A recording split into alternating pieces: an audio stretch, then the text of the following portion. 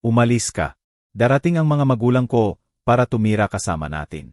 Wala nang pwesto para sa'yo. Sigaw sa akin na manugang ko sa gitna ng libing ng asawa ko. Inihagis niya ang maleta ko sa malamig na sahig nang hindi man lang binigyan ako ng pagkakataon na makapagpaalam sa asawa ko. Sa huling pagkakataon, humarap ako sa anak ko na umaasang magsalita siya ng kahit ano bilang protesta. Pero ang anak ko ay tumango lang. Sumang-ayon siya na palayasin ng asawa niya ang sarili niyang ina sa bahay, habang nakahiga pa roon ang ama niya at hindi pa nakasarado ang takip ng ataol. Akala nila mahina ako. Wala akong pupuntahan. Akala nila nanalo na sila. Pero hindi nila alam na ang bahay na gustong kunin nila ang siyang magpipiga sa kanilang kayabangan sa loob lang ng ilang oras. Nang lumabas ang tawa ng asawa ko mula sa ataol, natakot silang lahat. Namutla ang mga mukha nila na parang patay. Huwag alisin ang tingin, dahil malapit ng mahayag ang katotohanan. Hindi ko akalain na ang tunog ng maleta na tumama sa sahig na bato ay maaring mas masakit pa kaysa sa kamatayan mismo. Ako si Lizeth Morales, isang 65 anyos na babae. Tahimik na nakatayo sa harap ng ataol ng asawa ko, ang aking Miguel. Ang kasama ko sa loob ng 40 taon ay nakahiga roon na may mukhang napakapayapa na masakit tingnan. Para bang kinuha ng Diyos ang lahat ng sakit at iniwan akong mag-isa sa walang laman na ito. Malamig hanggang buto ang hangin sa bahay. Ito ang lamig ng kalungkutan na unang beses nagpakita. Hilaw, walang nagpoprotekta sa akin. 2 araw pa lang mula nang huminga siya ng huling beses. Sa paligid ko, mga taong nakaitim na bumubulong ng dasal. Pero hindi naririnig ng tenga ko ang anumang iba kundi ang desperadong tibok ng sarili kong puso. Diyos ko, bigyan mo ako ng lakas. Ito ang paulit-ulit kong sinasabi sa isip ko. Gusto ko lang magpaalam sa asawa ko ng may dignidad. Gusto ko lang umalis siya ng mapayapa. Pero hindi inimbita ang kapayapaan sa libing na ito. Ang tunog na nakakakilabot na may hinihila sa sahig ang sumira sa banal na kapaligiran. Lahat humarap. Ako rin. Humarap ako at bumagsak ang puso ko. Ito ang manugang ko, si Ana. Hindi tulad ng nagluluksa. Nakamakiyop siya na parang pupunta sa piyesta, na may pulang-pulang labi na parang sariwang dugo. Ang masikip niyang damit at mataas na takong ay tumatama sa sahig ng may mapagmataas na ritmo. May babaeng katabi ko na bumulong. Diyos ko, pupunta ba siya sa libing o sa fashion show? Pero ang pinakamasama sa lahat, hawak niya ang maleta ko. Lumakad ng tuwid si Ana papunta sa akin. Tinitingnan ako mula ulo hanggang paa, puno ng paghamak. Anong ginagawa mo diyan na nakatayo? Tumawa siya ng may sarkasmo. Oras na para umalis ka. Sigaw niya para marinig ng lahat. Umalis ka rito. Ang pariralang iyon ay parang utos na malinaw, desidido, walang kahihiyan. Natulala ako bago pa ako makariyak. Inihagis sa akin ni Ana ang maleta ng malakas. Bom! Ang tuyot na tunog ng pagdama ay nagpatigil sa pari sa pagbasa ng dasal. Tumahimik ang koro. Lahat ng tingin ay nakatuon sa akin. Tiningnan ko pababa ang lumang maleta. May higbi na lumabas sa dibdib ko. Tiningnan ko si Ana. Nagkrus siya ng braso.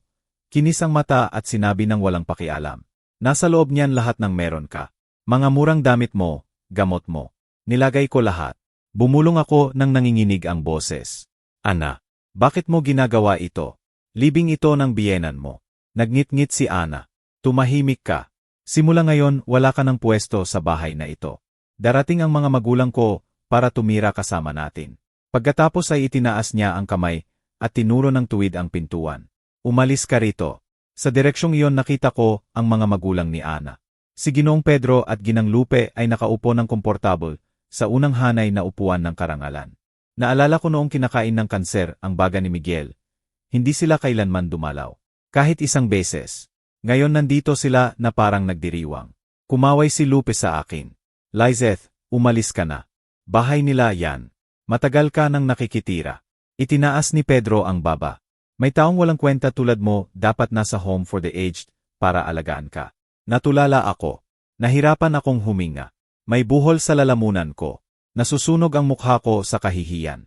Nararamdaman ko ang mga tingin ng mga kapitbahay. Malalayong kamag-anak, kaibigan ni Miguel. Nararamdaman ko ang awa nila na nakatuhog sa likod ko na parang karayom. Pinapalayas ako. Parang basurang supot sa gitna ng libing ng lalaking nagtayo ng bahay na ito gamit ang sarili niyang kamay. Ang mga luha na lumabas sa mata ko ngayon ay hindi dahil sa sakit. Dahil sa kahihiyang napakalalim na gusto ko na lang mawala. Gusto kong bumuka ang marmol na sahig at lunukin ako kasama ang lumang maleta ko. Humarap ako na hinahanap ang tingin ni Carlos. Anak ko, ang batang pinalaki ko ng buong pagmamahal, buong pawis, lahat ng sakripisyo sa buhay ko. Nandoon siya, nakatayo sa tabi ng asawa niya. Suot niya ang itim na suit na ako mismo ang nagblant sa kagabi. Tiningnan ko siya ng tuwid sa mata. Masikip ang dibdib, tahimik na nagmamakaawa. Carlos, gawin mo something, anak. Tulungan mo akong tumayo. Sabihin mo sa kanila na tumigil. Bahay ito ng nanay mo. May buntong hininga na lumabas sa labi niya. Binasa niya ang labi at pagkatapos ay ibinaba ang ulo. Walang sinabing salita para ipagtanggol ako. Tumawa ng malakas si Ana. Kita mo, kahit anak mo hindi ka na gusto. May babaeng nasa likod ko na bumulong. Paano nila magagawa ito sa gitna ng libing? Pero walang lumapit. Ako lang nakatayo na may maleta na naglalaman ng buong buhay ko. Gusto nilang itaboy ako sa kalsada sa harapan ng ataol ng asawa ko. Pero marahil hindi nila alam na ang ari-arian na gustong agawin nila ang siyang magpipiga sa kanilang kayabangan sa loob ng ilang oras. Sa wakas gumalaw si Carlos, pero hindi para yabot ang kamay, hindi para yakapin ako, hindi para sabihin sa asawa niya na igalang ang inang nagbigay sa kanya ng buhay. Nakita ko siyang tumango, banayad na tango, tuyo at duwag. Simpleng galaw, na naghiwa sa kaluluwa ko ng dalawa. Mas mabilis kaysa anumang palakol. Nanay, sabi niya ng may boses na sinusubukang maging matatag. Pero sa ilalim ay nanginginig sa kahinaan. Tama si Ana. Napahinto ang hininga ko. Anak ko mismo. Dugo ko. Ang batang binenda ko ang mga sugat sa tuhod. Ang batang pinagluto ko ng almusal tuwing umaga bago pumasok sa paaralan. Pinagtataksilan ako sa harap ng ataol ng ama niya. Matanda ka na, sabi niya na iniiwasan ang tingin ko. Inayos niya ang buhol ng nekti niya. Nekti na sutla mula Italy na alam kong mas mahal pa kaysa 3 buwang pensyon ko. Malaki masyado ang bahay na ito para sa iyo mag-isa. Kailangan ng maintenance. Kailangan ng mga kabataan. Ako lang ang anak. Sigurado akong gusto ni Papa na ako ang mag-asikaso ng mana. Mana. Ganun niya tawag ngayon sa tahanan namin. Hindi niya tinawag na bahay. Hindi tahanan. Mana. Para bang numero lang sa bank account, at hindi ang lugar kung saan natuto siyang lumakad. Maganda ang home for the aged na nahanap namin, dagdag niya. Sinusubukang maging generous. May hardin at nurses. Mas maganda roon kaysa dito. Nakakaabala habang ginagawa namin ang renovasyon ng bahay. Nakabitin ang salita sa mainit na hangin ng simbahan. Gusto kong sumigaw sa kanya. Gusto kong ipaalala lahat ng beses na ibinenta ko ang alahas ko. Ang minana ko sa lola ko, para bayaran ang utang niya sa sugal at mga kotse na sinira niya. Gusto kong ipaalala kung paano ko itinago ang mga pagkakamali niya sa ama niya para hindi siya parusahan. Pinalaki ko ang halimaw, at ngayon kinakain ako ng halimaw na iyon. Pero bago pa ako makasagot, may mabigat na anino na nakapatong sa akin. Mga magulang ni Ana iyon. Si Ginoong Pedro at Ginang Lupe ay lumapit na. Lumakad sila ng may kayabangan na nakakainsulto kahit sa Diyos. Si Ginoong Pedro ay ngumunguya ng chewing gum ng malakas. Tinitingnan ang mga haligi ng simbahan na para bang tinatantya ang halaga. Si Ginang Lupe, na may damit na bulaklak na masyadong makulay para sa libing, ay lumakad ng tuwid sa unang hanay. Iyon ang pwesto ko. Pwestong nakalaan sa balo. Pero hindi tumigil si Ginang Lu. Nang malapit sa upuan, nakita niya ang itim kong bag, ang maliit na pitaka kung saan itinago ko ang rosaryo ko at panyo para punasan ang luha ko. Iniwan ko roon para i-reserve ang pwesto ko habang nagpapaalam ako kay Miguel ng may galaw na puno ng paghamak. Inabot ni Ginang Lupe ang matabang kamay niya at itinulak ang bag ko. Nakita ko itong bumagsak sa sahig. Gumulong hanggang sa ilalim ng maruruming paa ni Ginoong Pedro. Excuse me, sabi ni Ginang Lu. Kahit hindi humingi ng permiso, bumagsak siya sa upuan. Inuukupa ang buong espasyo at inayos ang damit niya ng may kasiyahan. Para sa pamilya itong pwesto, sabi niya, na tinitingnan ako mula sa itaas. Paano pa tayo magiging bagong may-ari ng bahay? Karapat-dapat tayo sa pwesto ng karangalan. Umalis ka na ba? Hindi. Mas mabuti pang hanapin mo ang mga gamit mo bago ka iwan ng sasakyan ng home for the aged. Tiningnan ko si Carlos na umaasang kahit ito ay maabala siya. Nasabihin niya sa biyenan niya na huwag ganunin ang ina niya sa libing ng ama niya. Pero si Carlos ay umurong lang ng balikat at umupo sa tabi ni Ginang Lu. Si Ginoong Pedro ay yumuko kay anak niya at nang walang pagbaba ng boses, tinuro ang altar. Oy, anak, maganda ang kahoy ng ataol na yan.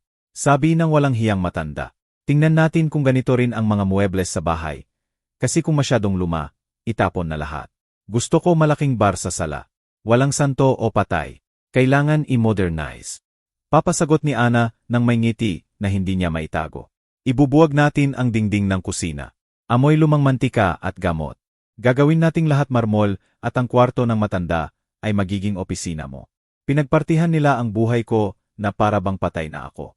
Ginigiba nila ang bawat ladrilyo ng kasaysayan ko habang mainit pa ang katawan ni Miguel. Nahilo ako.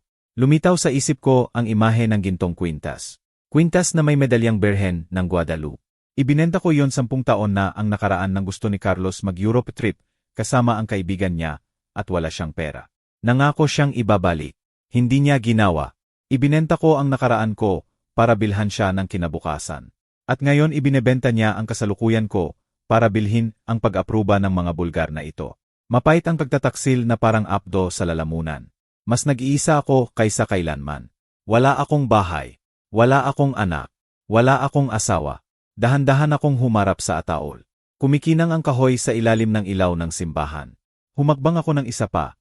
Binabaliwala ang tawa ng mga biyenan ko na nagpaplano kung anong kurtina ilalagay sa kwarto ko. Inilagay ko ang kamay ko sa malamig na takip ng ataol. Nanginginig ang daliri ko. Oh, Miguel. Bulong ko nang napakahina na siya lang ang nakarinig. Bakit ka umalis ng maaga? Bakit mo ako iniwan na mag-isa sa mga gutom na lobo na ito? Nararamdaman kong sasabog ang dibdib ko. Ang desperasyon ay nagiging madilim na kuko na humihigpit sa puso ko. Akala ko tapos na. Akala ko nakalimutan ako ng Diyos at ang kapalaran ko ay mamatay mag-isa sa kama ng estranghero sa murang home for the aged. Patuloy silang nagsasalita. May sinasabi si Ana tungkol sa pagbuwag sa rosal ko para maglagay ng jacuzzi. Isinara ko ang mata. Umaasa na dalhin ako ng dilim. Wala na akong lakas para lumaban. Wala na akong ipinaglalaban. Pero may nangyari. May tunog na sumira sa mabigat na kapaligiran ng kasakiman. Hindi kulog. Hindi sigaw. Mas nakakatakot pa. Hindi tumigil si Ana sa pagsasalita.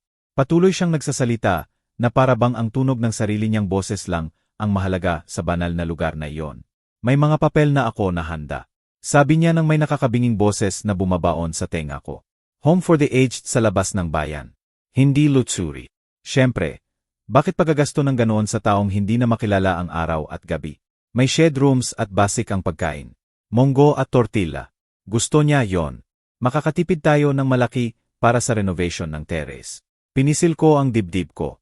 Monggo at tortilla. Hindi dahil sa pagkain. Dahil sa paghamak. Pinag-usapan niya ang pagkulong sa akin sa lugar, kung saan naghihintay ng kamatayan ang mga tao. Murang at malungkot na lugar.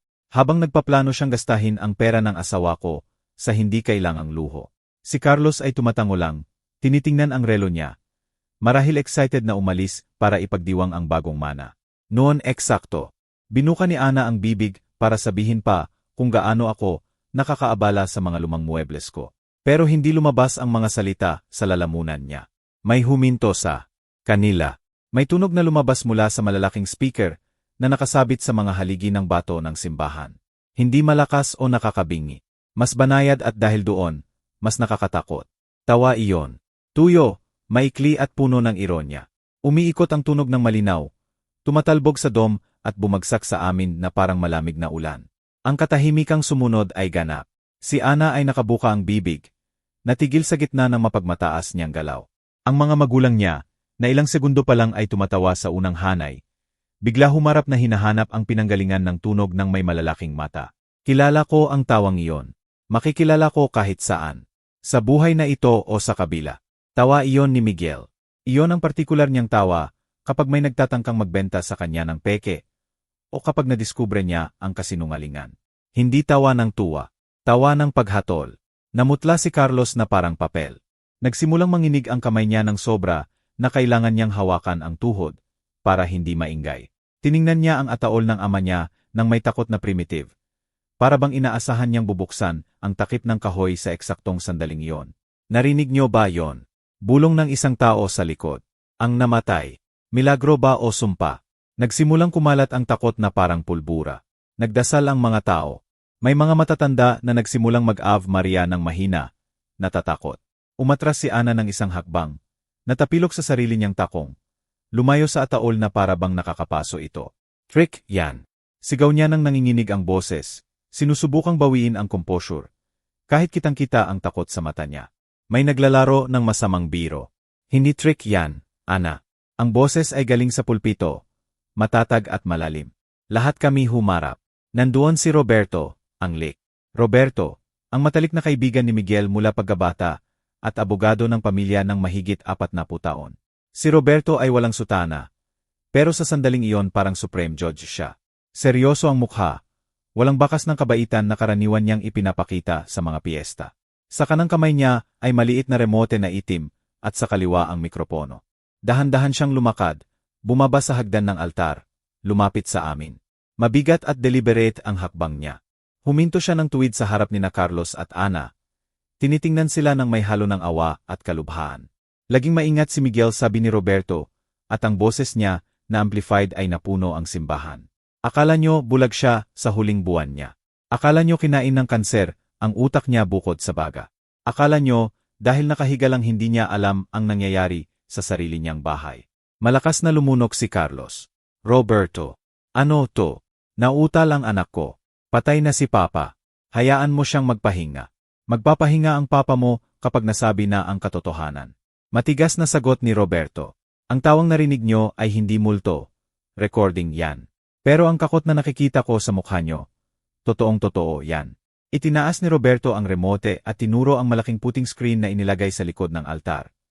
Orihinal na para ipakita ang family photos at magagandang alaala sa serbisyo. Gusto ni Miguel makipag-usap sa inyo sa huling beses. Dagdag ng abogado, tinutusok ang mata ni Ana. Gusto niyang makilahok sa sarili niyang libing at lalo na. Gusto niyang sabihin sa inyo kung bakit siya tumatawa. Tumatawa? Tanong ni Ana nang mahinang-mahina ang boses. Sagot ni Roberto nang may lamig na nagbigay sa akin ng goosebumps. Akala nyo nanalo na kayo. Akala nyo hawak nyo na ang susi ng kaharian. Pero tumatawa si Miguel sa katangahan nyo. Tumatawa siya dahil may alam siya na hindi nyo alam. Tumatawa siya dahil alam niyang ang kasakiman nyo ang magpapahulog sa inyo sa sarili nyong bitag.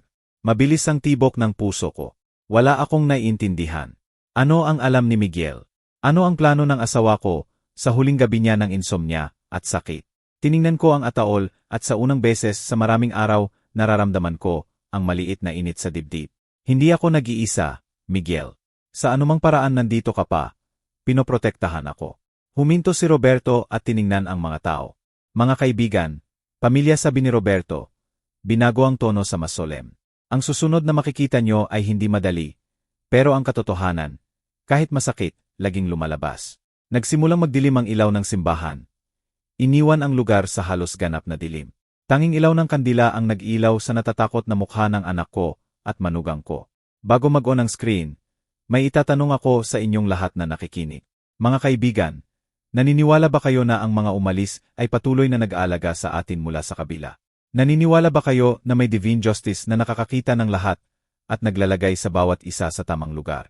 Kung naniniwala kayo sa batas ng cause and effect, kung naniniwala kayo na may mata ang langit at walang umalis sa mundong ito na may utang, pakilike po ang story na ito ngayon at isulat ang salitang karma sa comments.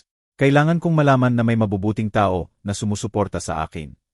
Dahil ang susunod ay simula ng hustisya para sa inang itong labis na nagdusa. Umalingaw-ngaw ang projector ng mag-on. May puting ilaw na tumawid sa dilim at tumama sa malaking screen. Kumurap-kura ang imahe ng ilang beses at pagkatapos ay naging stable. At nandoon siya. Malinaw ang imahe sa screen. Malupit na malinaw. Si Miguel na nakaupo sa paborito niyang leather armchair. Iyong nasa studi at walang ibang pwedeng umupo. Suot niya ang asul na robe na regalo ko sa huling birthday niya. Payat siya. Nakadikit ang bala sa buto dahil sa sakit at may madilim na bags mula sa mga gabing walang tulog. Pero ang mata niya, Diyos ko, buhay ang mata niya. Kumikinang ng may intensity na ilang buwan ko nang hindi nakita. Walang sakit sa tingin niya. May apoy. May malamig, kalkuladong determinasyon. Parehong tingin kapag nagninegosyoate siya ng importanteng kontrata noong mga magagandang panahon niya. Kamusta? Pamilya, sabi ni Miguel mula sa screen. Umiikot ang boses niya sa simbahan. Napupuno ang bawas sulok, nagpapanginig sa mga kandila. Kung nakikita niyo ito ay umalis na ako. Tapos na akong maging pabigat. Di ba, Carlos? Di ba, Ana? Sigurado akong nakaupo kayo roon na may designer black suits na umiyak ng buwayang luha.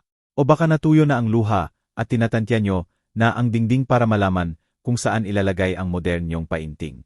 Pinataka ko ang mga kamay ko sa bibig para pigilan ang higbi. Makita siyang magsalita ng ganoon. Puno ng galit na pinipigilan. Pinupunit ang kaluluwa ko, pero hindi ko maalis ang tingin. Carlos at Ana, sabi ng asawa ko. Yumuko papunta sa kamera. Akala nyo laging lasing ako sa gamot. Akala nyo inilalagay ako ng morphine sa ulap. Pero nakalimutan nyo ang maliit na detalye. Accountant ako noon bago naging businessman. At ang numbers. Hindi nagsisinungaling ang numbers. Magsinungaling ang tao, magsinungaling ang anak. Pero ang sifras laging nagsasabi ng katotohanan. Lumiliit ang imahe ni Miguel at lumipat sa sulok ng screen. Sa gitna lumitaw ang scanned document. Bank statement iyon. Pula at itim ang letra. Malaki at malinaw. Tingnan natin ang final accounting, sabi ni Miguel nang may boses na bakal. Item 1. October 12. Carlos. Pumunta ka sa kama ko na umiiyak. Sabi mo kailangan mo ng urgent check. Sabi mo may nahanap kang experimental treatment sa clinic sa Houston na makakapagligtas sa buhay ko.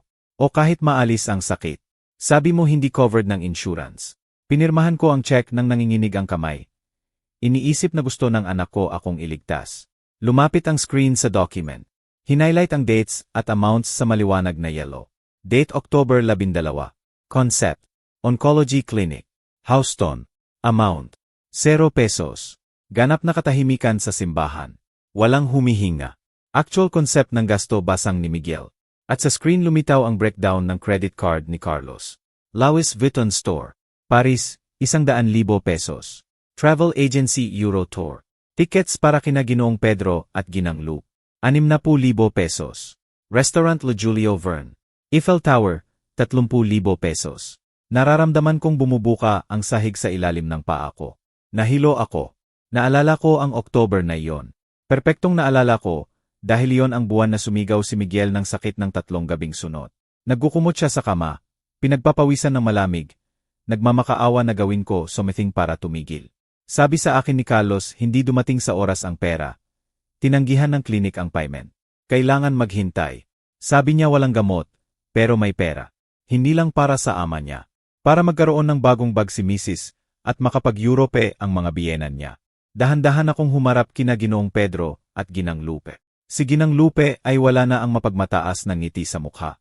Namutla siya, nakahawak sa bag niya. Tinitingnan ang sahig na para bang hinahanap ang butas para magtago. Si Pedro ay niluluwagan ng kwelyo, pinagpapawisan ng todo. Nagsimulang lumaki ang bulungan ng galit sa mga upuan, mga kapitbahay, kaibigan, mga taong kilala si Miguel buong buhay. Nagsimulang magturo. Narinig ko ang salitang walang hiya, binubulong ng may disgusto.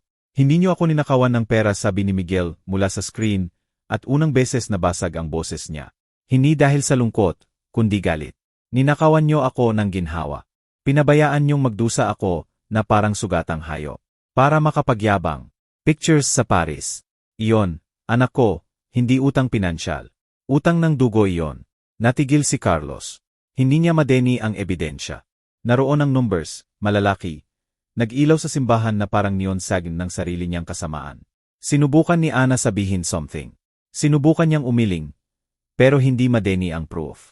Nararamdaman kong may nabasag sa loob ko. Iyong layer ng submission. Nang walang hanggang pasensya na suot ko ng maraming taon na parang pangalawang balat. Napunit mula itaas hanggang ibaba. Hindi lang nila ako ninakawan ng bahay. Hindi lang nila ako hinamak. Pinahirapan nila ang asawa ko. Pinabayaan siyang magdusa dahil sa purong vanity. Masakit ang dibdib ko. Pero hindi na sakit ng biktima. Sakit ng pagising. Biglaang natuyo ang luha ko. Tiningnan ko ang anak ko at hindi ko na nakita ang batang pinalaki ko. Nakita ko ang estranghero. Nakita ko ang magnanakaw na nagpalit ng kapayapaan ng ama niya sa Europe trip ng biyenan niya. Pero hindi doon nagtapos ang video. Maaring mabawi ang pera, sabi ni Miguel na bumalik sa composure. Maruming papel ang pera. Mapapatawad ko kayo kung ginastos nyo ang kayamanan ko. Mapapatawad ko kayo kung pinabayaan nyo akong walang gamot. Dahil sa huli ginawa akong mas malakas ng sakit. Pero may mga bagay na hindi hinahawakan. May sacred lines na hindi tinatawid. Nawala ang imahe ng bank statement. Puno ulit ni Miguel ang screen. Pero malapit na malapit ang mukha niya sa kamera. Puno ng walang hanggang lungkot ang mata niya. Makamundong kasalanan ang nawalang pera, sabi niya. Pero ang ginawa niyo sa kaluluwa ko, sa pananampalataya natin at alaala ng mga ninuno natin. Ginagawa kayong mas masama kaysa magnanakaw. Ginagawa kayong demonyo. Tinuro ni Miguel sa labas ng kamera. Tingnan niyo ang ginawa niyo sa altar, sabi niya. At pagkatapos nagbago ulit ang imahe. Hindi na si Miguel sa study niya. Blurry recording iyon, nakuha mula sa mababang anggulo.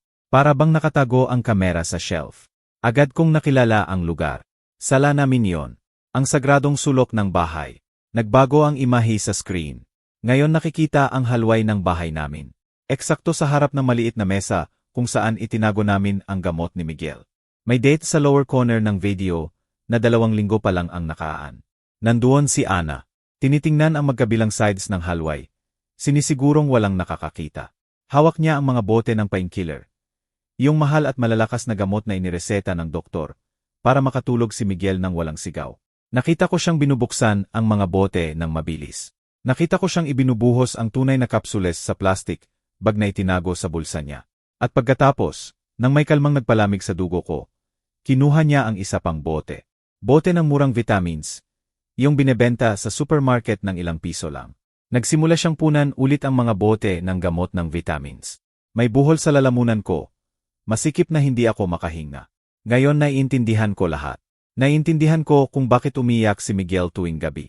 Naiintindihan ko kung bakit nagmamakaawa siya sa akin na bigyan siya ng mas maraming dose dahil wala raw effect ang tablets. Ako, iniisip na lumalala ang sakit. Binibigyan siya ng mas maraming walang kwentang vitamins. Habang ang asawa ko ay nagkukumot sa sakit sa mga bisig ko. Mamamatay tao. Gusto kong sumigaw. Pero natigil ang boses ko sa dibdib. Pero hindi doon nagtapos ang video. Mas masama pa ang ipinakita ng hidden camera. Pumasok sa frame si Ginang Lu. Tumayo siya sa tabi ng anak niya at sabay silang lumakad papunta sa sala. Huminto ng tuwid sa harap ng family altar namin. Yung altar na may pictures ng mga biyenan ko, magulang ko at imahe ng birhen na nagprotekta sa pamilyang ito ng maraming henerasyon. Para sa bawat Pilipino sagrado ang altar. Ito ang kintuan sa pagitan natin at ng mga patay. Sa video, tinuro ni Lupe ang mga pictures ng may disgusto. Ay, anak, sabi na matanda ng may paghamak. Kailangan itapon lahat ito sa basura bukas. Tingnan mo naman, ang pangit na mga mukha ng mga matanda na yan. Nakakatakot. Dito natin ilalagay ang black marble bar para sa mga inumin ni Carlos. At pagkatapos binigkas ni Ana, ang pariralang nagbasag sa puso ko ng tuluyan. Huwag mag-alala, mama, sabi niya. Tumatawa habang inililiko ang bote ng peking vitamins sa harap ng picture ni Miguel. Ang matandang ito parang linta. Nakakapit sa buhay at hindi tayo pinapayagang mag-enjoy ng mana. Pero sa mga tablets na ito, sobrang lakas ng sakit na gusto niya nang mamatay mag-isa. Mamamatay siya sa sakit. Gawin niya tayong pabor na umalis ng mabilis. Mamamatay siya sa sakit. Umiikot ang mga salitang iyon sa simbahan na parang puto. Hindi ko na nakayanan. Lumabas ang nakakabinging sigaw mula sa kalaliman ko. Hindi sigaw ng tao. Ungol ng lobang sugatan na pinatay ang kapareha. Walang hiya. Sigaw ko ng buong lakas ng baga ko. Sumugod ako papunta sa kanya. Nakalimutan kong nasa simbahan ako. Nakalimutan ko ang edad ko, arthritis ko at pagod ko. Gusto ko lang ipangalmot ang mukha niya ng babaeng iyon na nagpahirap sa asawa ko. Gusto kong iparamdam sa kanya ang sakit na naramdaman ni Miguel sa huling gabi niya. Hinawakan ako ni Roberto, ang abogado, sa balikat bago pa ako makarating sa kanya. Hinawakan niya ako ng mahigpit habang sumisipa ako at umiiyak sa galit. Bitawan mo ako, Roberto. Papatayin ko siya. Papatayin ko siya gamit ang sarili kong kamay. Sigaw ko na bulag sa galit. Umatras si Ana na namutla na parang patay. Nagtatago sa likod ni Carlos. Si Padre Antonio, na tahimik buong oras, nagsimulang mag-sign of the cross ng paulit-ulit, horrified. Gumagalaw ang labi niya na nagdadasal ng protection. Para bang pumasok ang demonyo sa parokya niya. Iligtas po tayo ng Diyos, bulong ng pari. Tinitingnan si Ana na para bang halimaw. Sakrilipyo ito. Puro kasamaan. Nagulat ang mga tao. Walang makapaniwala sa nakita. Walang hanggan ang kalupitan. Hindi lang nila ninakawan ng pera. Ninakawan nila ng dignidad at ginhawa sa huling sandali. At pinlano nilang itapon sa basura ang alaala ng mga ninuno natin na para bang basura. Tinulungan akong maupo ni Roberto sa upuan. Kahit nanginginig pa rin ako sa galit. Tama na. Sabi ni Roberto na pinatay ang screen. Nakita niyo na ba kung sino talaga ang mga taong ito? Hindi pamilya, mga berdugo sila. Si Carlos, natahimik na nakatitig sa sahig habang nahahayag ang pagkakasangkot niya. Itinaas ang ulo. Pinagpapawisan siya. Pero sa mata niya nakita ko ang matigas na spark ng taong nakulong pero ayaw matalo. Pinunasan niya ang pawis sa noo at nang may nanginginig pero mapanghamon na boses. Sumigaw para marinig ng lahat. Hindi mahalaga yan. Illegal ang video.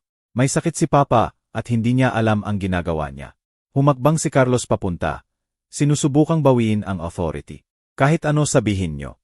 Sigaw ng anak ko, tinuturo ako. Ako lang ang anak. Ako ang lalaki. Nasa panig ko ang batas. Ipakita niyo lahat ng malungkot na video na gusto niyo. Pero nakapangalan kay Papa ang bahay at ayon sa batas mapupunta sa akin. Kaya, nanay, tigilan mo ang drama. Akin ng bahay. At umalis ka ngayon din.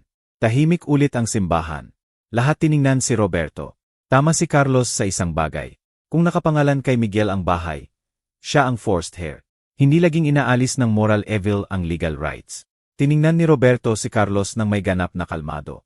Maliit na ngiti ang lumitaw sa sulok ng labi niya. Carlitos. Sabi ng abogado. Umiling na para bang sinusaway ang batang walang alam. Laging mahina ka sa pakikinig. Sabi ng papa mo naman na ang bahay. Pero hindi niya sinabing siya ang may-ari. Binuksan ni Roberto ang leather briefcase niya ng sobrang bagal. Kinuha niya ang lumang yellow folder na gasgas na sa panahon at itinaas ito na para bang tablets of the law. Ngayon, Carlitos ulit ng abogado at sa boses niya, halo ng awa at satisfaction. Dapat nag-aral ka ng kaunti bago ka sumigaw ng ganoong kabobohan. Totoo bang si Papa mo ang nagtayo ng bahay na yan? Inilagay niya ang bawat ladrilyo gamit ang pawis niya. Pero ang lupa at original kapital ay hindi sa kanya. Kumurap-kurap si Carlos na confused. Nagsisimula ng magbasag ang kayabangan sa mukha niya. Ano ang pinagsasabi mo? Tanong ng anak ko ng mas mahinang boses. Lumakad si Roberto papunta sa gitna ng altar at binuksan ang folder. Ang bahay na yan ay kay Tia Carmen, anunsyo ni Roberto. May bulungan sa simbahan. Tia Carmen, ang nakatatandang kapatid ni Miguel. Ang babaeng hindi nag-asawa, walang anak, pero may sariling kayamanan mula sa negosyo niya. Namatay 10 taon na ang nakaraan. Pagkatapos ng mahaba at masakit na nagpaiwan sa kanya sa kama, napalamig ako. Naalala ko si Carmen nang may pagmamahal. Matigas siya, malakas ang karakter, pero makatarungan. Nang mamatay si Carmen, sabi ni Roberto na binabasa ang document. Iniwan niya ang very specific na testamento. Testamento na ako ang gumawa at lihim na itinago ng papa mo para protektahan ang nanay mo hanggang sa tamang oras. Inayos ni Roberto ang salamin at binasa ng malakas.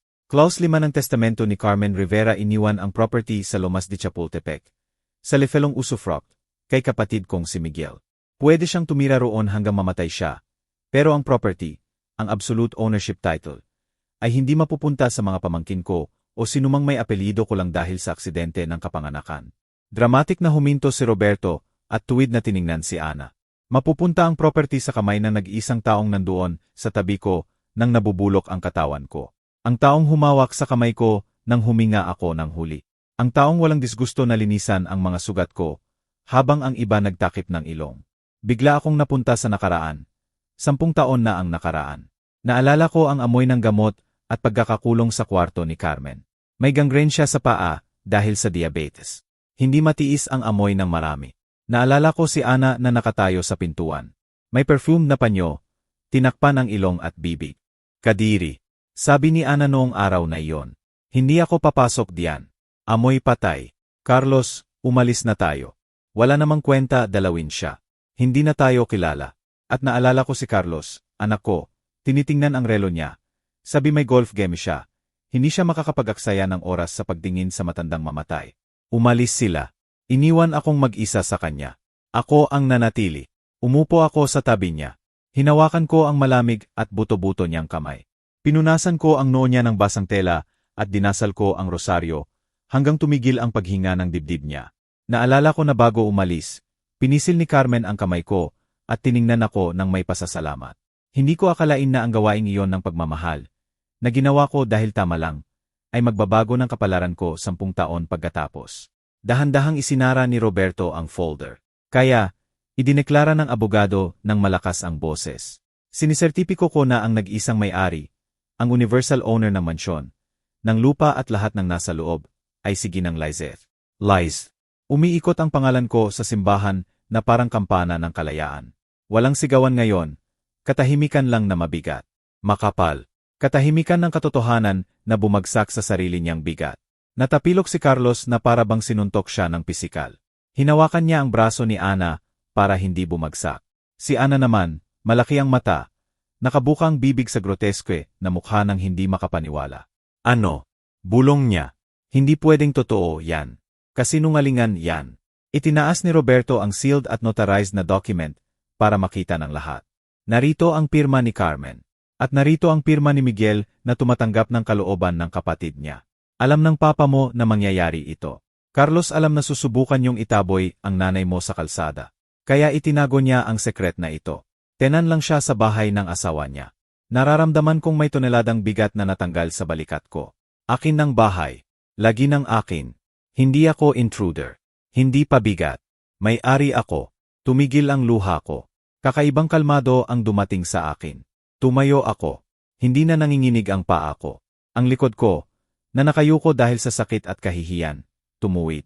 Tiningnan ko ang lumang maleta sa paanan ko. Ang maletang iyon na inihagis sa akin ni Ana nang may sobrang paghamak. Ang maletang iyon na supposedly naglalaman ng wakas ko. Iba na ang tingin ko rito. Ang maleta na ito ay hindi para sa akin. Itinaas ko ang tingin at tiningnan ang anak ko at manugang ko. Hindi na sila mukhang higante. Makapangyarihan. Maliit sila. Nakakaawa. Natatakot. Parang mga batang pasaway na nahuli sa kasinungalingan. Pinunasan ko ang mukha ko gamit ang likod ng kamay ko. Huminga ako ng malalim. Pinupuno ang baga ko ng hangin ng simbahan na biglang naging mas malinis, mas dalisay. Humakbang ako ng dalawa papunta sa kanila. Umiikot ang tunog ng sapatos ko nang may authority sa marmol. Inabot sa akin ni Roberto ang mga papeles. Kinuha ko. Matigas ang pakiramdam ng papel sa daliri ko. Shield at espada ko ito. Salamat, Roberto. Sabi ko ng malinaw ang boses. Pagkatapos ibinaba ko ang tingin sa maleta. Ulit ang maletang ito ay hindi nasasama sa akin. Iniisip ko. May ibang destino ang maletang ito. Naghanda ako. Napalitan ng bago ang lungkot. Bagay na matagal ko nang hindi naramdaman. Hustisya. Mali ito. Siguradong administrative error ito. Iyan ang mga salitang ibinuga ni Carlos nang may pulang-pulang mukha sa galit. Kinuha ang mga papeles mula kay Roberto. Tinitingnan ng mata niya ang mga linya ng testamento na hinahanap ang mali. Maling koma. Kahit ano na magbabalik sa kanya ng kapangyarihang akala niya, karapatan niya, dahil lang sa dugo. Si Ana, sa tabi niya, umiiling ng mabilis. Hindi marunong gumamit ng ATM ang biyenan ko.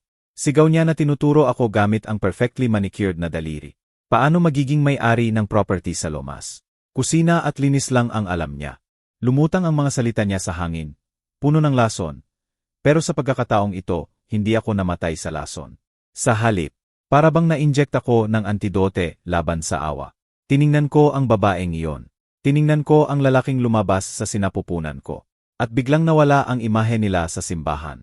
Ang mapanlinlang pero matalinong isip ko. Hinila ko 2 taon na ang nakaraan sa isang gabing sinubukan kong burahin sa memorya. Pero ngayon bumabalik ng may masakit na kalinawan. Sa 30th wedding anniversary namin ito. May sakit na si Miguel, pero nakakalakad pa. Dumating si Carlos sa bahay nang may ngiti mula tenga hanggang tenga. Inanunsyo na may surprise party siya para sa amin sa hardin. Nag-hire siya ng waiters, bumili ng crates ng French champagne, at nagpa-deliver ng sariwang seafood mula sa coast. Mama, sabi niya na niyakap ako. Regalo ito mula sa savings ko. Gusto ko kayong makitang masaya. Umiyak ako ng luha ng tuwa noong araw na iyon. Akala ko maturo na ang anak ko. Akala ko pinahahalagahan na niya ang mga magulang niya. Naramdaman kong pinakaswerte akong ina sa mundo nang makita si Miguel nang umingiti. Kahit kitang-kita ang sakit sa mata niya. Gaano ako nagkamali. Ilang buwan pagkatapos, nang pumunta ako sa bangko para kuhanin ang pera para sa tsemo ni Miguel, tiningnan ako ng teller ng may awa. Ginang Lizeth, sabi niya, wala na ang emergency account. Bumagsak ang mundo ko. Paano wala? Naroon ang savings ng buong buhay na trabaho ni Miguel. Sagradong pera para sa kalusugan niya. Pagkatapos nakita ko ang record ng withdrawals. Eksakto ang date sa linggo ng party. Ang pirma sa withdrawal ay kay Miguel. Pero nanginginig, pinilit. Niloko siya ni Carlos. Pinapirma niya ng papeles sa gitna ng ulap ng gamot. Sinabing insurance forms. Hindi niya ginamit ang savings niya. Inubos niya ang life account ng ama niya para bayaran ang isang gabing vanity para lang ma-impress ang mayayamang kaibigan ni Ana. Uminom kami ng kalusugan ng asawa ko sa crystal glasses. Umakyat ang abdo sa lalamunan ko ng maalaala. Pero may isa pang memorya. Mas nakakahiya pa na nangyari sa parehong gabi. Pest. Sa brindis kami. Kinuha ni Ana ang mikropono ng may seda dress na kumikinang sa ilaw ng hardin. Lahat ng guests, importanteng tao, business partners ni Miguel, tumahimik para makinig sa kanya. Gusto kong ibrindis ang biyenan ko, sabi niya, nang may matamis na boses na puno ng falseness. Ngumiti ako na umaasang hangal kong mga salita ng pagmamahal. Si Lizeth ang haligi ng bahay na ito, sabi ni Ana. Talagang hindi ko alam kung ano ang gagawin namin nang wala siya. Siya ang pinakamahusay na katulong na maaaring magkaroon ng pamilyang ito. Ganap na katahimikan sa hardin. Nagdinginan ang mga guests, uncomfortable. Walang nakakaalam kung biro o insulto. Pero hindi pa tapos si Ana. Kinuha niya ang gift box na balot ng gold paper at ibinigay sa akin sa harap ng lahat. Buksan mo, biyenan, sabi niya. Para maganda ka habang nagsisilbi sa amin. Binuksan ko ang box nang nanginginig ang kamay. Sa loob ay apron. Pero hindi magandang apron. Murang plastic apron na neon pink na may vulgar na printed phrase sa harap. Reyna ng lababo. Naramdaman kong nawala ang dugo sa paa ko. Gusto kong tumakbo. Gusto kong magtago. Tiningnan ko si Miguel na sinusubukang tumayo mula sa wheelchair niya para ipagtanggol ako. Pero masyadong mahina. Pagkatapos tiningnan ko si Carlos. Hinanap ko sa mata niya ang galit. Hinanap ko ang anak na dapat ipagtanggol ako sa ganoong public humiliation. At ang nakita ko ang nagbasag sa puso ko ng libu-libong piraso na hindi na maibabalik. Si Carlos ay tumatawa. Tumatawa ng malakas, pinapalo ang tuhod niya. Para bang kakakount ng pinakamagandang biro sa mundo ang asawa niya. Sumali ang tawa niya sa kay Ana at sabay nilang ipinagdiwang ang kahihiyan ko habang hawak ko ang murang plastic rag na para bang death sentence ko. Noong gabing iyon naiintindihan ko na wala akong anak. May berdugo ako na nag-enjoy makita akong dumudugo. Bumalik ako sa kasalukuyan. Tahimik ang simbahan. Naghihintay ng reaksyon ko. Patuloy na nakikipagtalo si Carlos sa abogado. Nagdedemand ng rights na wala siya. Patuloy na tinitingnan ako ni Ana ng may disgusto. Pero hindi na masakit. Ang sakit noong gabing iyon, sakit ng pagnanakaw, sakit ng apron. Lahat iyon naging matigas at malamig sa dibdib ko. Naging bakal. Hindi na ako ang babaeng tahimik na umiiyak sa kusina. Hindi na ako ang katulong. Pinisil ko ang property papers sa dibdib ko. Naramdaman ko ang texture ng legal document. Akala nila mahina ako. Akala nila dahil ina ako mapapatawad ko sila ulit. Akala nila walang hanggan at hangal ang pagmamahal ko. Nagkamali sila. Natuyo ang pagmamahal ko sa kanila noong gabing iyon sa hardin, kasabay ng bank account ni Miguel. Huminga ako ng malalim. Pinupuno ang baga ko ng hangin ng bagong realidad ko. Tiningnan ko ang lumang maleta na nakahiga pa rin sa sahig. Ang maletang puno ng murang damit ko. Ang maletang iyon ay hindi na represent ng pag-alis ko. Represent ng pag-alis nila. Nawala ang duda. Naputol ang maternal guilt. Yung mabigat na tanikala na dinadala ng mga babae ng may invisible snap. Itinaas ko ang baba. Tuwid na tiningnan ko si Carlos sa mata. Tumigil siya sa pagsigaw nang makita ang ekspresyon ko. Umatras siya ng isang hakbang. Surprise. Hindi pa niya ako nakitang ganoon. Hindi pa niya nakita ang nanay niya na tinitingnan siya. Hindi nang may pagmamahal, kundi nang may lamig ng judge na nagbibigay ng sentence. Tapos na. Iniisip ko tapos na ang takot. Kung nandito pa kayo at nakikinig. Kung nakarating kayo hanggang dito sa masakit kong confession, may maliit na pabor akong hihingin. Kung naniniwala kayo na may karapatan ang ina na sabihing tama na. Kung naniniwala kayo na mas mahalaga ang dignidad kaysa dugo, tulungan niyo ako sa pagsulat ng numero 1 sa comments. Kailangan kong malaman na hindi ako baliw. Kailangan kong malaman na may taong narito na naiintindihan na minsan. Para iligtas ang sarili, kailangan putulin ang bulok na sanga ng sariling puno. Ang suporta niyo ang lakas na kailangan ko para sa gagawin ko ngayon. Dahil ang susunod ay hindi revenge, hustisya ito. Pinunasan ko ang pisngi ko gamit ang likod ng kamay. Iyon ang huling luha na ibinuhos ko para sa kanila. Huli na. Naramdaman kong natuyo ang balat ko, at kasabay nito natuyo rin ang malambot kong pusong ina. Ang malambot na pusong iyon na laging nagpapatawad. Laging naghahanap ng excuse para i-justify ang kasamaan ng anak niya. Naging bato na. Matigas, malamig at kailangang bato. Dahan-dahan akong yumuko. Kumaluskos ang tuhod ko ng kaunti dahil sa edad. Pero hindi ko pinansin ang sakit. Hinawakan ko ang handle ng lumang maleta. Ang maletang balat na gasgas na nainihagis ni Ana, nang may sobrang disgusto ilang minuto pa lang ang nakaraan, ay naramdaman kong mabigat sa kamay ko. Puno ng kaunting gamit ko, ng buong buhay ko na nareduce sa ilang basahan. Nang makita akong itinataas ang maleta, nakita ko kung paano lumiwanag ang mata ni Carlos nang may spark ng pag-asa. Akala niya sumuko ako. Akala niya kahit ano, kahit ang video, kahit ang testamento, susunod ulit ang matandang nanay niya. Akala niya ibababa ko ang ulo, hihingi ng tawad sa eskandalo at lalakad papunta sa labas na parang obedient na aso na tumatanggap ng parusa. Ngumiti pa si Ana. Iyong ngiting pakurba, mapagmataas ng taong akala laging nakakaahon. Kawawa silang mga hangal. Humakbang ako papunta nang may lakas na hindi ko alam na meron ako. Lakas na galing sa galit na naipon ng maraming taon. Malakas kong itinulak ang maleta sa dibdib ni Carlos. Hinawakan niya ito dahil sa instinct. Natapilok pa paatras dahil sa surprise ng impact. Tumama ang maleta sa mahal niyang suit. Gumulo ito. Tinitigan niya ako, confused, yakap-yakap ang lumang bundle na para bang bomba na malapit ng sumabog. Hindi, Carlos. Sabi ko. Kalmado ang boses ko. Hindi ako sumigaw. Hindi nanginginig. Boses na hindi ko kilala. Boses ng may-ari ng bahay. Boses ng matriarka. Hindi para sa akin ang maletang ito. Tiningnan ko silang dalawa. Tiningnan ko sila mula ulo, hanggang paa nang may parehong lamig na tinitingnan ang dumi sa sahig na kailangang linisin. Para sa inyo ang maletang ito, sentensya ko. Ano? Nautal si Ana, nawala ang ngiti. Akala nyo alis ako. Tanong ko na tinutusok ang mata niya. Akala nyo iiwan ko ang bahay ng asawa ko.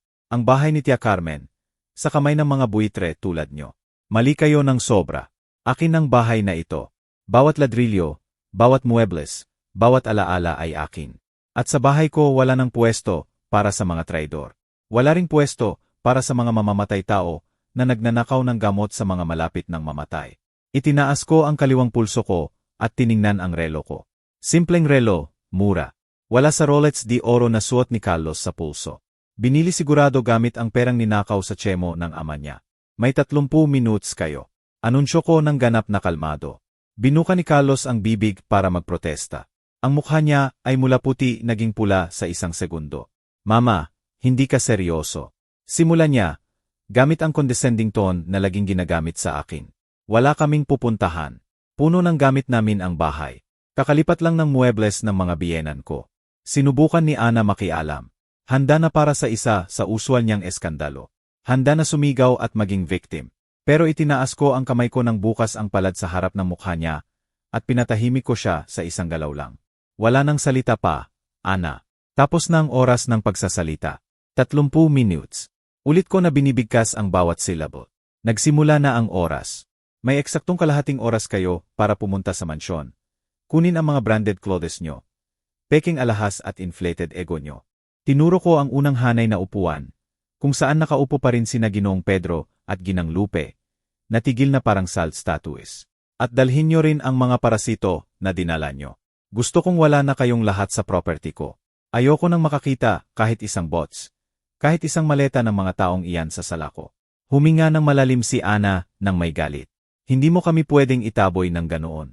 Matanda ang magulang ko. Inhumano yan. Inhumano. Nagbitaw ako ng maikli at walang tuwang tawa. Inhumano ang pabayaang mamatay ang tao sa sakit para makapagparistrip.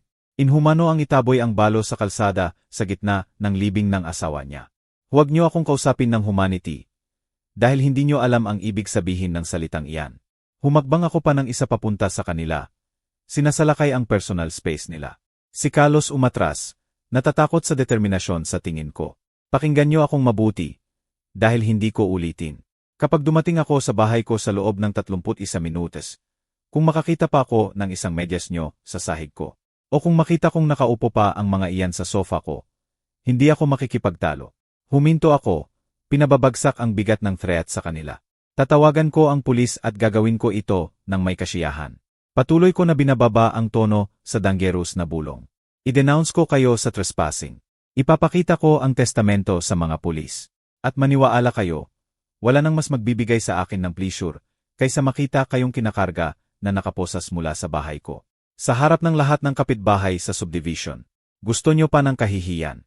Gusto nyo makita ng buong lugar, kayong lumalabas sa likod ng patrol car, na parang ordinaryong kriminal. Tiningnan ako ni Carlos nang nakabuka ang bibig. Parang isda sa labas ng tubig, humihinga, naghahanap ng hangin sa unang beses sa buhay niya. Na-realize niya na hindi niya doormat ang nanay niya. Ang nanay niya ay konkrete wal nakakabanggaan niya lang. Umalis kayo, utos ko. Humarap ako, binigyan sila ng likod. Ibinalik ang atensyon ko sa ataol ni Miguel. Magsimulang tumakbo. Nagsimula na ang timer. Sa likod ko, narinig ko ang katahimikan ng pagkatalo at pagkatapos ang chaos. Hindi ko kailangang maghintay ng matagal para magsimula ang show. Sa totoo lang, hindi pa nakakalipas ang 10 segundo mula sa threat ko nang lumabas ang tunay na ugali ng mga taong iyon. Inaasahan ko ang sigawan. Inaasahan kong insulto ako ni Ana o susubukan akong saktan ni Carlos. Pero ang nangyari ay mas pathetic at revealing. Si Ginang Lupe, ina ni Ana, tumayo mula sa upuan niya sa unang hanay. Ang mukha niya, na ilang minuto pa lang ay mukhang reyna sa kayabangan, ngayon distorted sa galit. Pero ang galit niya ay hindi sa akin. Ni hindi niya ako tiningnan. Nakatuon ang mata niyang puno ng dugo kay sarili niyang anak. Mabilis at mabigat ang hakbang ni Lupe papunta kung saan nakatayo sina Carlos at Ana. Si Ana, nang makita ang nanay niya na lumalapit, inabot ang braso para sa comfort. Ay, mama, bangungot ito. Simula na manugang ko nang may boses na umiiyak. Mabilis na galaw ng kanang braso ang sagot ni Lupe. Malakas na tumama ang kamay ng ina sa pisngi ng anak. Tuyo at brutal ang tunog ng sampal. Umiikot sa simbahan ng paihong intensity ng pagtama ng maleta. Violeta na lumiko ang ulo ni Ana dahil sa lakas ng impact. May sigaw ng surprise na lumabas sa lalamunan ng mga nanonood. Kahit si Padre Antonio umatras ng isang hakbang. Natakot sa biglaang violence. Hinawakan ni Ana ang mukha niya. Tinitingnan ang nanay niya ng may disbelief at sakit. Mama, unggol niya. Ano ba ang problema mo? Tumahimik ka, walang kwenta.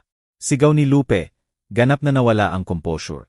Hinawakan na matanda ang balikat ng anak niya at inalog ng malakas, para bang alugin ang katangahan sa pamamagitan ng sampal. Tangka talaga. Sigaw ni Lupe, ibinubuga ang mga salita ng may lason. Sinabi ko sa iyo ng libu-libong beses. Sinabi ko na kailangan maging matamis ka sa matanda. Sinabi ko na magunwari kang may pagmamahal hanggang pumirma siya ng papeles. Pero hindi, kailangan pang maging arrogant ng bata. Kailangan pang tratuhin siyang masama ng maaga. Bitawan ni Lupe ang anak niya ng may disgusto. Para bang nasusunog ang kamay niya sa paghawak. Tingnan mo ang ginawa mo, patuloy na sigaw ng ina. Tinuturo ang mga moving boxes na dinala nila ng may ilusyon. Nawala ang gold mine dahil sa'yo. Retirement natin, yan ang bahay na yan. At ngayon, saan tayo titira? Sa kalsada. Umiyak ng malakas si Ana.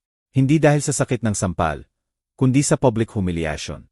Ang sarili niyang ina ang nagsisisi sa kanya, dahil hindi siya naging mas magaling na scammer.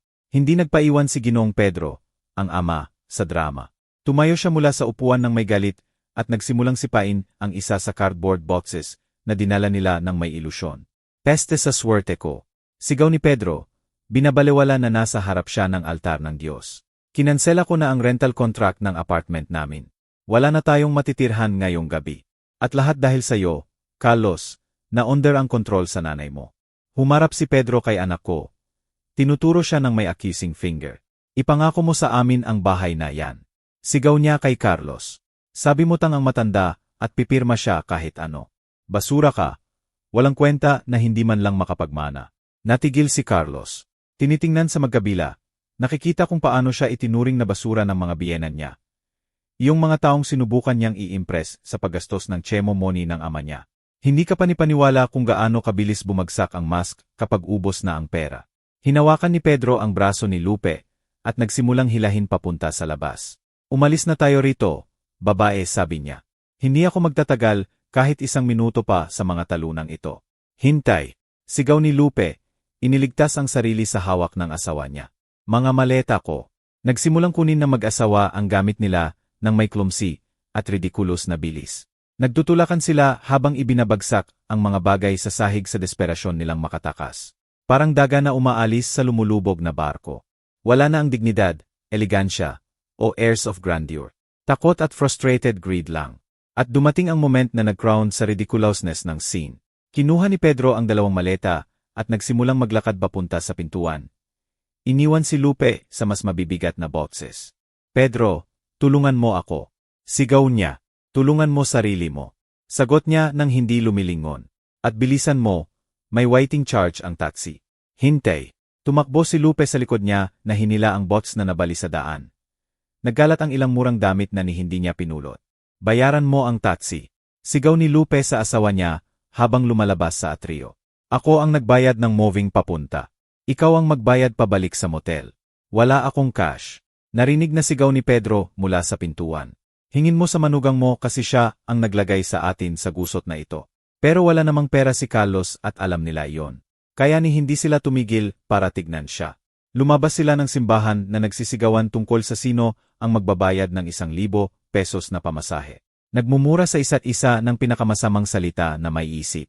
Isinara ang pintuan ng simbahan sa likod nila nang may malakas na tunog. Pinutol ang maingay nilang boses. Bumalik ang katahimikan sa Nav. Pero hindi na tense na katahimikan. Iba na ang katahimikan. May ilang nervous slaughter sa mga tao.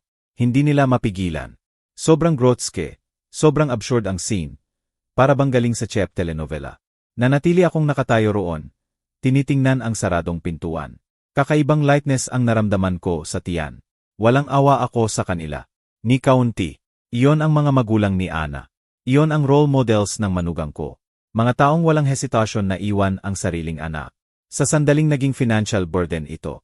Mga taong nag-aaway sa tatsimony habang naroon pa ang bangkay ng konsuegro nila. Buitre, iniisip ko. Buitre sila na nang walang makitang karkas. Nagsimulang kumagat sa isa't isa. Dahan-dahan kong inikot ang ulo at tiningnan ang natira sa gitna ng simbahan. Wala na ang mga biyenan. Wala na ang moving boxes na nakaharang sa aisle. Dalawang nag-iisang figure na lang ang natira. Si Carlos at Ana ay nakatayo sa gitna ng wala. Siya, na may gusot na sweet dahil sa impact ng maleta ko. Siya na may pulang pisngi dahil sa sampal ng nanay niya at gusot ang makiop sa luha. Mag-isa sila, ganap na mag-isa, walang suporta ng mga biyenan, walang bahay, walang pera at walang dignidad. Tiningnan ko sila sa huling beses bago ako humarap para umalis. Walang sinabi. Hindi kailangan.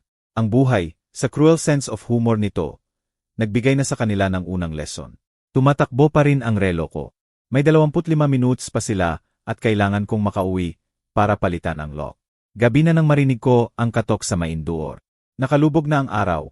Dalang init ng araw at iniwan ang malamig na hangin na pumapasok sa bukas na bintana ng bahay ko. Bahay ko.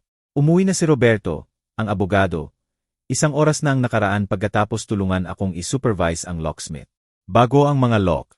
Mabigat ang mga susi sa bulsa ko. Malamig at ligtas. Dahan-dahan akong lumakad papunta sa entrance. Walang huri. Alam ko kung sino sa kabila. Nararamdaman ko ang desperasyon nila na tumatagos sa makapal na kahoy. Binuksan ko ang pintuan. Nandoon si Carlos. Mag-isa siya. Wala si Ana sa tabi niya. Sigurado akong nang makitang walang mansyon ni Mana. Tumakbo siya sa murang hotel o sa kaibigan. Iniwan siya sa kapalaran niya. Lagi kong alam na ang pag-ibig ng babaeng iyon ay hanggang saldo lang ng credit card. Mukhang terrible si Carlos. Ang itim niyang suit, iyong libu-libong piso ang halaga, marumi at gusot. Namamaga at pula ang mata, gusot ang buhok. Parang batang nawala. Batang nahulog sa bisikleta at hinahanap ang nanay niya para gamutin ang sugat. Nang makita ko bumagsak siya sa tuhod sa entrance floor. Mama ungol niya nang may basag na boses. Patawarin mo ako. Please, patawarin mo ako. Gumapang siya ng kaunti papunta sa akin. Sinusubukang hawakan ang laylayan ng palda ko. Gaya noong 5 anyos siya at nabasag ang plorera. Mama, anak mo ako. Kalitos mo ako. Huwag mo akong iwan sa kalsada. Wala akong pupuntahan. Umalis si Ana. Dinala niya ang kaunting laman ng wallet ko. Mag-isa ako. Tiningnan ko siya mula sa itaas. Pinagmasdan ko ang bunbunan niya kung saan nagsisimula ng manipis ang buhok. Pinagmasdan ko ang kamay niya. Iyong malambot na kamay na hindi kailanman nagtrabaho kahit 1 araw sa buhay niya. Iyong kamay na pumirma ng ninakaw na checks at faking documents. May kirot sa dibdib ko. Instinct iyon. Iyong ancient at biological na boses na sumisigaw sa akin na yumuko. Yakapin siya. Sabihing okay lang lahat. Pumasok siya sa bahay at magluluto ako ng mainit na sopas para sa kanya. Sa loob ng 35 taon, namuno ang boses na iyon sa buhay ko. Ang boses na iyon ang nagpatawad sa mga pagnanakaw niya. kasinungalingan, pagkalimot. Pero ngayon malayo ang tunog ng boses na iyon. Parang etso sa walang laman na kwarto. Tiningnan ko si Carlos at naghintay na makaramdam ng awa. Naghintay na makaramdam ng pagmamahal. Pero wala akong naramdaman. Nakita ko lang ang 35 anyos na lalaki na nakaluhod. Umiiyak dahil nawalan ng laruan. Hindi siya umiiyak dahil namimiss ang ama niya. Hindi umiiyak dahil nasaktan niya ako. Umiiyak siya dahil gutom at malamig siya. At ako ang tanging source niya ng init. Hindi tunay ang remorse niya. Survival lang. Huwag kang umiyak, sabi ko. Kalmado ang boses ko. Halos estranghero. Tumayo ka. Huwag mong dungisan ang sahig. Itinaas ni Carlos ang ulo nang may liwanag ng pag-asa sa mata. Akala niya soft ang tono ko ay sag ng surrender. Tumayo siya, clumsy, pinupunasan ang luha gamit ang manggas ng koot. Salamat, mama. Nautal niya na sinusubukang ngumiti. Alam kong hindi mo ako gagawin ito. Alam kong mahal mo ako sa ilalim. Papasok ako at makakapag-usap tayo. Bukas agad maghahanap ako ng trabaho, pangako ko.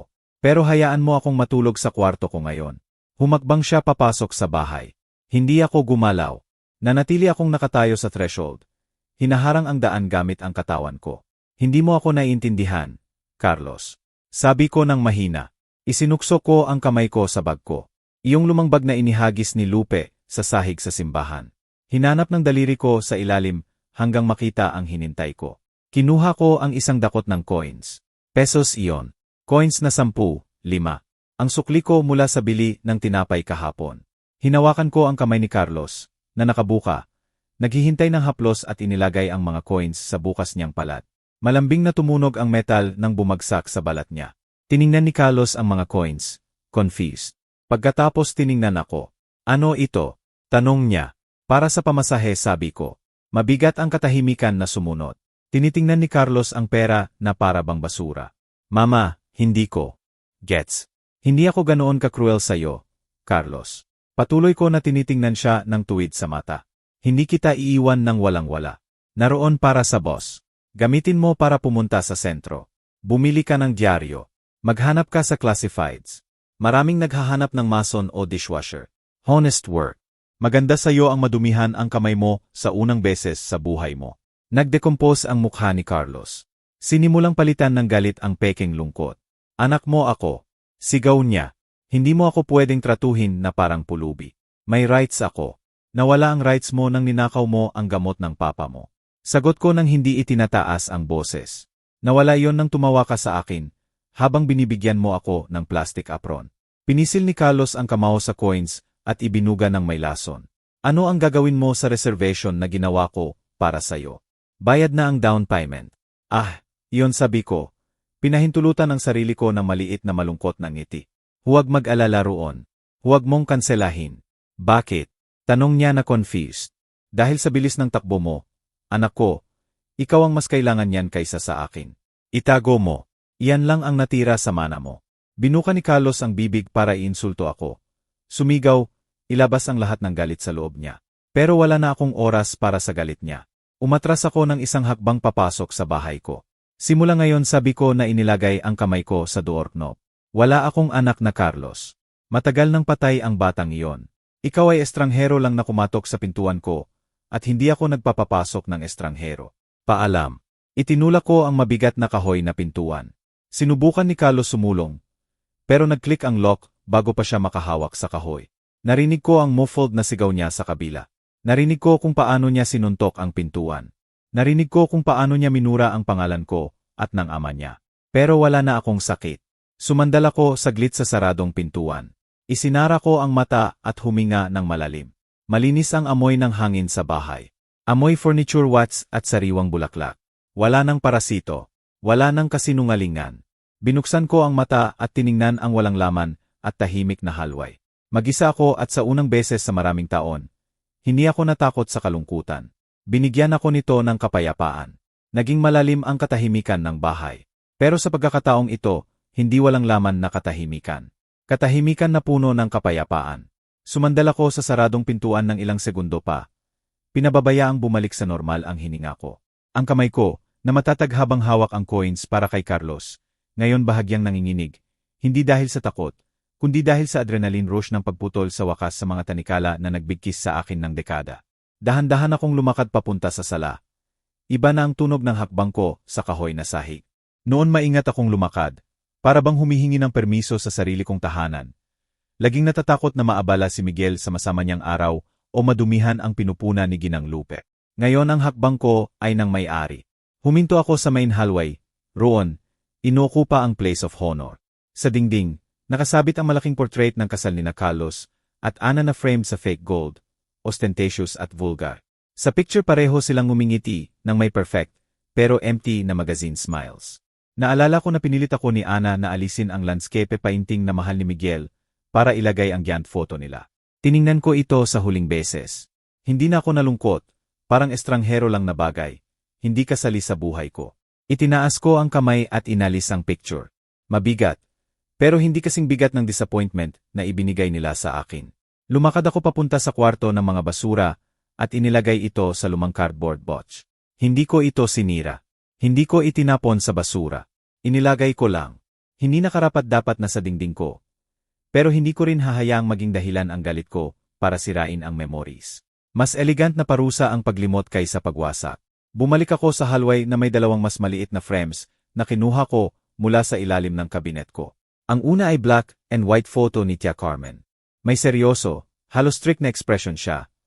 Pero alam ko na sa likod ng tingin na yon ay golden hair. Isinabit ko ang picture niya eksakto kung saan dating ang sa newlyweds. Salamat, Carmen, bulong ko na hinaplos ang simple wooden frame.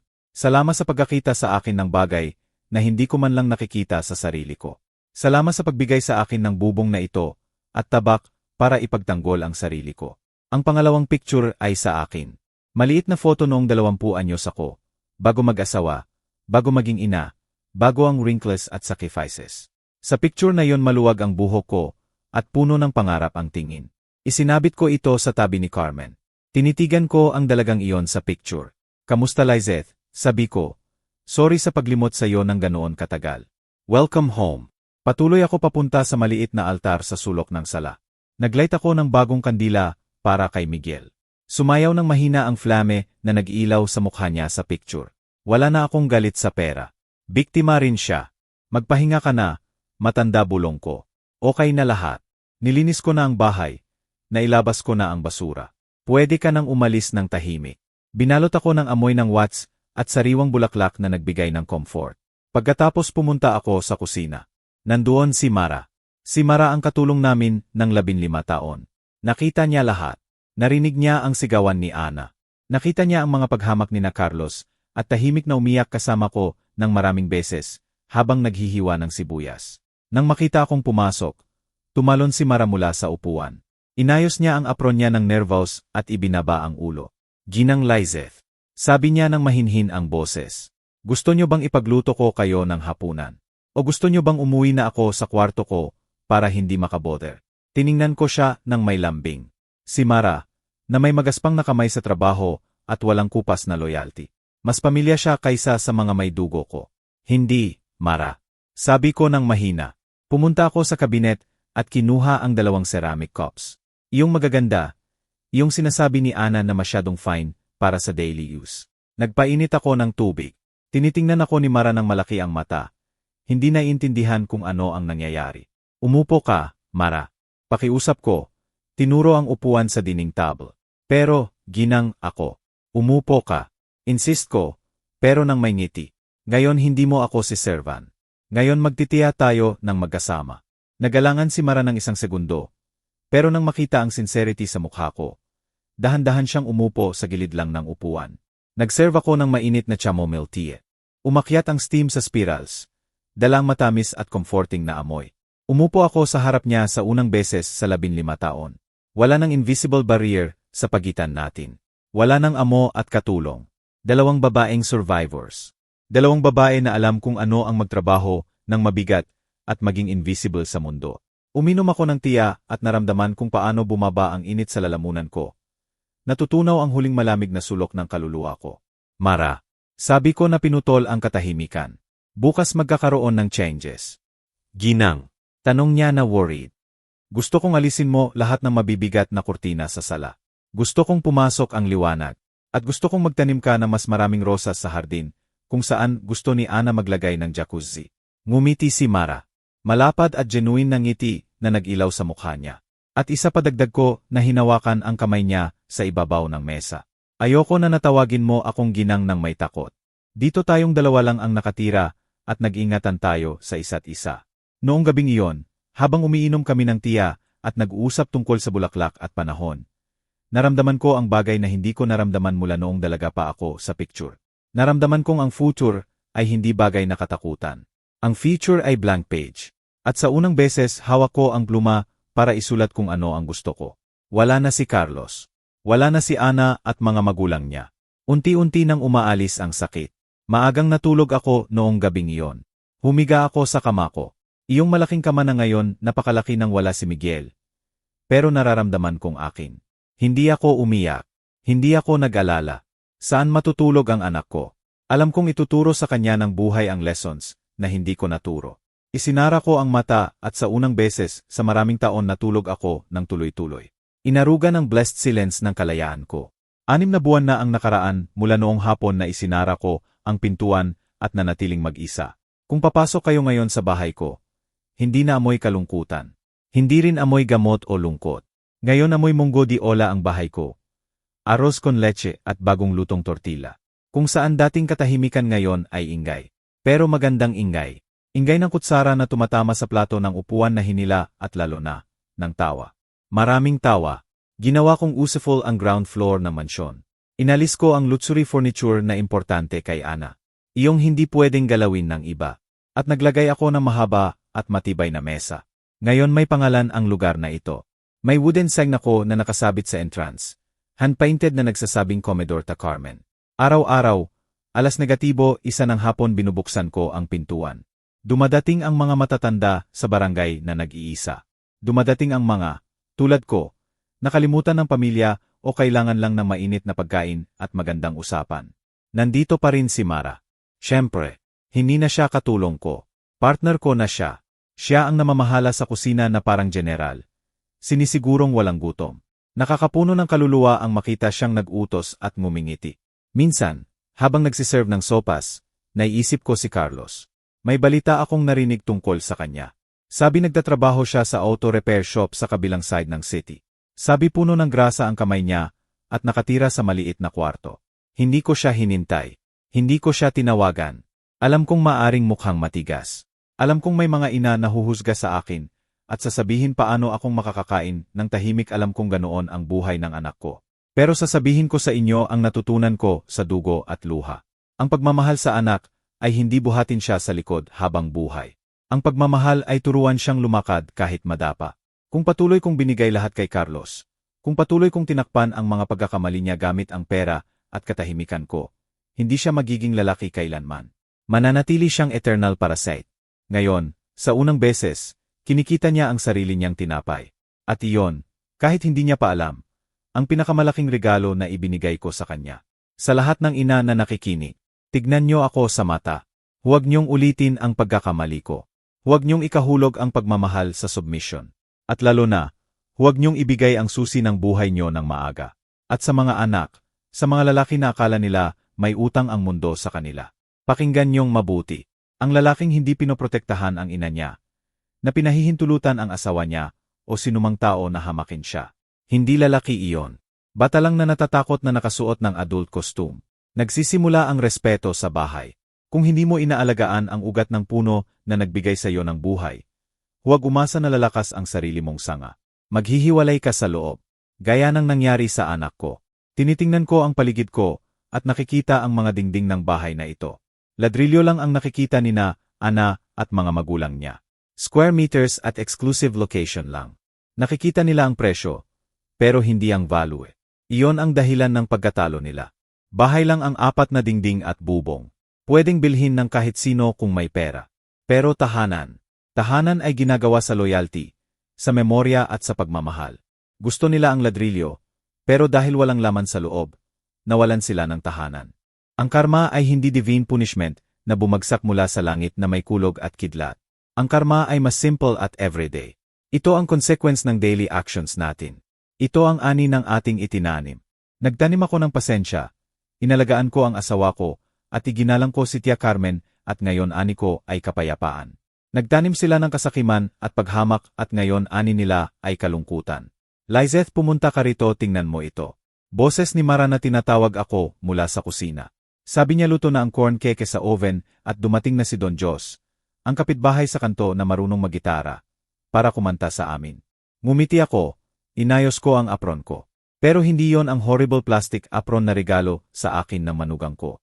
Tela na apron na malambot, embroidered ng makukulay na bulaklak na regalo ng isa sa mga matatanda na kumakain dito. May huri ako, may bibig na kailangang pakainin at kaibigan na babatiin. Tiningnan ko sa huling beses ang picture ni na Miguel at Carmen sa dingding. Naramdaman kong kinindatan niya ako. Hindi na ako ang malungkot na balo. Hindi na ako ang abalang biyenan. Ako si Lizeth. May-ari ako ng kapalaran ko. At sa wakas, pagkatapos ng ganoon katagal na dilim, puno ng liwanag ang buhay ko. Salamat sa pakikinig. Salamat sa pagsama sa akin sa journey na ito. Ngayon, kung maaari niyo akong excuse, naghihintay ang mga guests ko. Served na ang sopas. At ngayon sabihin niyo sa akin, pamilya. Ano ang opinyon niyo sa final decision ni Donna Lizeth? Akala niyo ba sobra siyang naging matigas sa pagsara ng pintuan na iyon? O nararamdaman niyo ba na eksakto ang natanggap ni Carlos? Kung kayo ang nasa posisyon niya, na may pusong nasira sa pagtataksil ng sariling dugo, gagawin ba niyo ang ibang bagay? Pakishare po ang thoughts niyo dito sa comments. Talagang binabasa ko ang bawat salita na sinulat niyo. Dahil ang nararamdaman niyo rin ay parte ng story na ito. Kung nag-move sa inyo ang kwentong ito, kung nag-isip kayo tungkol sa value ng loyalty at dignidad, huwag kayong alis ng walang like. I-share ang video na ito sa loved ones nyo at mag-subscribe sa channel para hindi nyo ma-miss ang susunod na kwento. Magkita tayo sa susunod na story. Ito ang Historias del Suspiro, kung saan ginagamit natin ang mga salita para samahan kayo sa mga taon. Tulungan kayong hanapin ang kapayapaan at lakas na daladala natin sa kaluluwa. Hanggang sa muli.